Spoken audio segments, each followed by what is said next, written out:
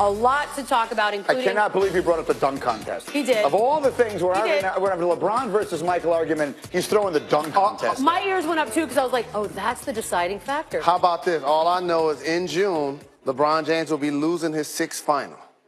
That's because he's playing against 4 future Hall of Famers on one team, which he also dragged a team of, I mean, no offense to those guys. Kevin Love is black and white. I don't know which one's showing up. He dragged them into the finals. We underestimate. By the way, we're way ahead of ourselves. He's not in the finals. By the way, Neek should have beaten Michael in the dunk contest that year, but that's a whole other discussion. I'm the only person that seems to be on this program that doesn't underestimate the Cavs supporting cast and have not done it. I told you guys in Game 7 they were going to be fine. Right, but it took them 8 games to wake up. Like, that's not trustworthy. They want us to start a new hour here, but we're finishing old business. Here.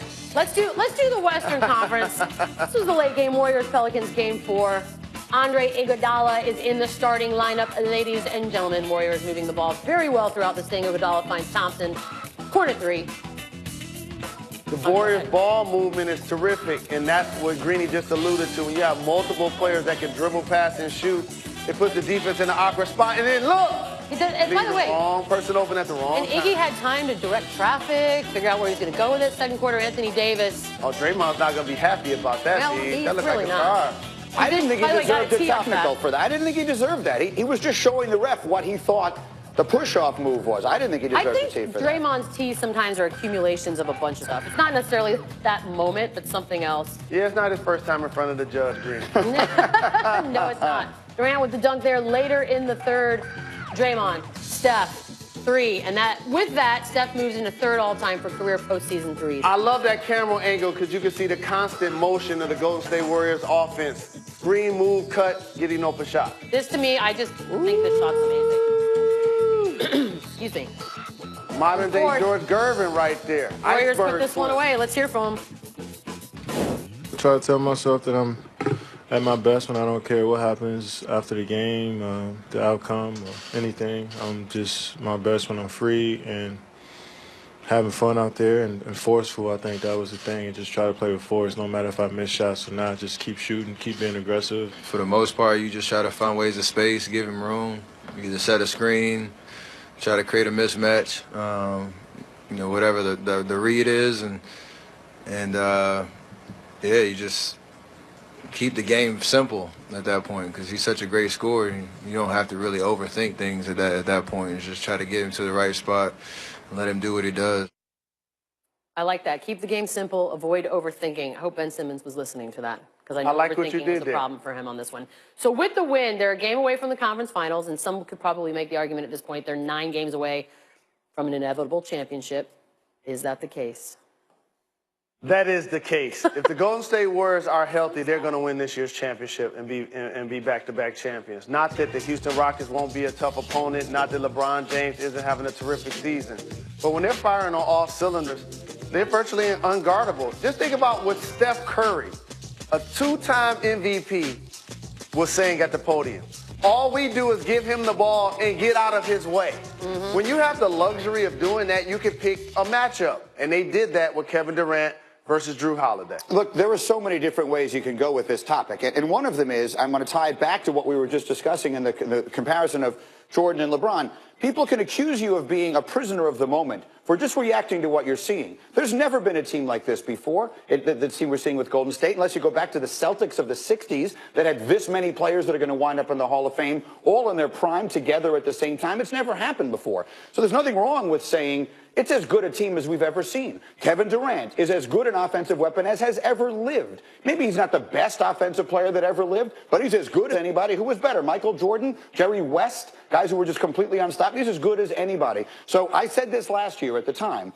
The Warriors, and I have no problem with Kevin Durant doing this if he wanted to, but it ruined basketball because it's over before it starts. If those guys are healthy, no one can play with them, and that has not changed. This felt different this year. It felt different for so many months. Because there was a level of disinterest, which happens when you've won as much as they've won, and you're just surviving the regular season. And they had injuries. Steph was hurt a lot of the time. If he gets hurt again, then you change this entire conversation. When they're healthy, Jalen, no one plays with them. We have seen this before in the NBA. Gather around the campfire, boys and girls. The Lakers and the Celtics have approximately 50% of all of the NBA championships that have ever happened.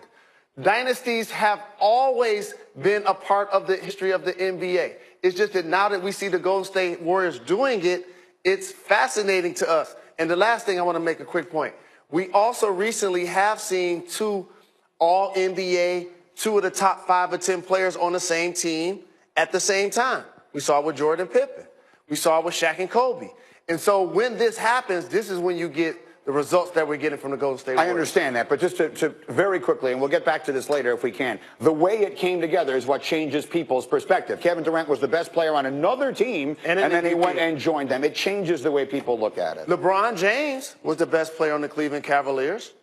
Dwayne Wade was one of the best players in the league. And everybody hated them. You went and joined them. People rooted against them like crazy and rejoiced in their defeat. But my point is, what we're seeing from the Warriors always happens in the NBA. Always happens. You're right. Miami the word did dynasty it. is a word for a reason. Yes, now, indeed. you're right. Would you be surprised if I told you the big number was about Kevin Durant? Is No. that okay? He's filled the role of stopper for his team in the playoffs over the last 2 seasons in 3 bounce-back games after losses. He's averaged 34 points on 56% shooting with a plus 49 plus minus in 3 games. Golden State's won all 3 of those by an average of 14 points. All right, time to get up and go because other things happen, believe it or not. The other series in the West, Chris Paul and the Rockets looking to take a 3-1 lead on the Pelicans and did exactly that on his birthday. Chris Paul had a big game. He went for 27, 12, and 6, had only 1 turnover, and the Rockets won by 13, 1 win away from the conference finals. So here's the difference between the Houston Rockets and the Golden State Warriors. They trust their depth in Golden State. They don't necessarily do so in the playoffs with Houston. That's what I'm looking towards in the next round. I see 6 players playing 25 minutes on the Houston Rockets. When you go against the Golden State Warriors, they go deeper into their bench, which causes foul trouble and different matchups and things of that nature. But Chris Paul was amazing yesterday, as you mentioned, B's balling on his birthday. Balling on his birthday. Sounds really good. Tough night for the home fans in Utah, but you know what? You got to smile at this little guy. This is one of the best. I know Red Panda, because she's on her way, retirement and all that. This might take over as best halftime. I got a great question for you, Michelle Beadle. Okay. When you have a really talented K9 like this one, say that's the breadwinner of the house.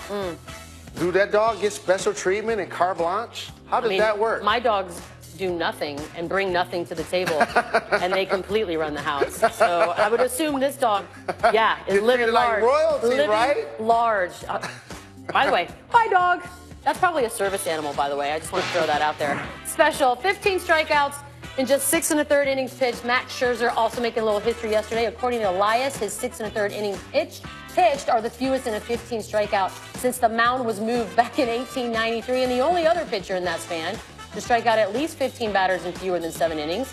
Randy Johnson, Jalen Rose. The big unit. He still wound up with the no decision. Nationals won on a walk-off single in the bottom of the 9th. Again, sometimes we get lost in some of these numbers. It's the first time it's happened since they moved the mound to where it is, back in 93. 1893. Yeah, that's ridiculous. 18 anything is ridiculous. Shohei Ohtani, his first start since April 24th, showing no signs of rust. Picked up the win after allowed only 2 runs. He pitched in the 7th. He pitched into the 7th. Struck out 6. Didn't allow a base runner past second until the 7th inning. And the Angels have won 5 of 6 and now lead the AL West by a game over the Astros. It was an interesting weekend for them, obviously, because they've got Ohtani going and they had Albert Pujols doing what he did on Friday night. Congratulations to him. They've got a lot of reasons to watch that team right now, and in their own town, the Dodgers stink. Look, we know it was Saturday, but we got to go back to the Eastern Conference here. Celtics beat the Sixers in overtime, taking the 3-0 lead. And unfortunately for Philly, a lot of mistakes late in regulation and overtime. They probably should have had the win off that Bellinelli momentum, but they just couldn't make it happen, and they're almost out. And the one thing about Philadelphia's meltdown, it was multiple players. Yeah, absolutely. You saw J.J. Redick with a turnover. You saw Ben Simmons with a few bad decisions. Joel Embiid made a couple of bad decisions. There are going to be a lot of people that try to point to Brett Brown and his lack of coaching. He was a genius when I saw Marco Bellinelli make that shot from the right corner. And so you got to give the Boston Celtics a lot of credit.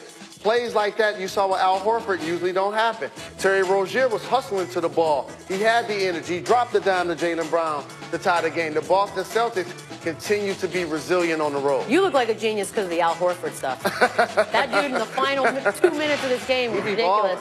Raptors, Cavs, LeBron James. We're just going to play this as many times as we can because we should, and it's awesome. I liked the top 10 that they did on Saturday night on SportsCenter. I saw Bucci and Anderson do it. They just had 10 different looks at this play with a variety of different calls because it is. This is one of those moments that make immortals immortals. I think we've become so accustomed to seeing it with LeBron now that it was almost, if anything, underreacted to around the Twitter sphere and around the world, however it is that we judge these things these days. This is the kind of play that you'll be seeing on highlight reels for years and years and years to come. No question about it. Little skip to my Lou type bank shot. And the thing about LeBron James is he's such a great playmaker. Great decision by Ty Lue to go full court. Here's why you do that. Because you give LeBron James a chance to assess the defense. He wasn't rushing. He wasn't in a panic. It was like a stroll in the park. If somebody was going to come help, he was going to zip it to the open man. Nobody came to help. Off the glass for the win. And you know, maybe this is something we should do a little closer look at some point. I feel like Ty Lue has had a very good postseason, right? And Ty Lue has had a very good playoffs. For a guy who everyone just sort of thought just stands there and lets LeBron do whatever he wants to do. That's sort of the curse of being the coach of a player like that. I feel like he's had a lot of really good moments in this postseason. Because here's what happens. A coach puts a player in position to be great.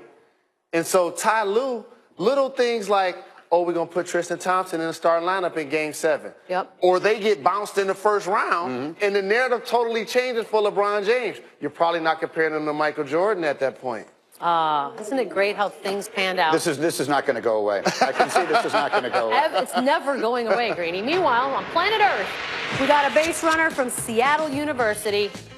He made it 87 feet on his sprint to first base, but unfortunately, that's 3 feet short of the goal. What are you gonna do, you know? And see, as a Tigers fan, I used to watch Chet Lemon dive a lot to first base, but he got a little closer before he actually tried it.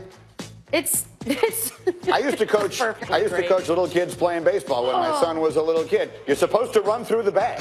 And you're supposed to run through first base. If you're going to dive, obviously it should go without saying you want to dive all the way to the base. But even taking that into account, you were supposed to run through the bag. That's what I thought. Studies have shown. So growing up, you know, whatever sport it was that season we played, so I played a lot of baseball or whatnot. And I have to bring in Himbo to ask this question.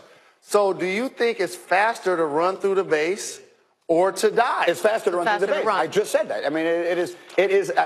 Unless you just don't believe me, and we need to bring Himbo into this. We should always bring Himbo. But there are times when you're watching baseball where people dive at first base. Right, and they're wrong. They shouldn't be doing that. And again, the most important message for young people is if you're going to dive to first base, make sure you get all the way there. Coming up, the Steelers traded up to draft Mason Rudolph in the 3rd round.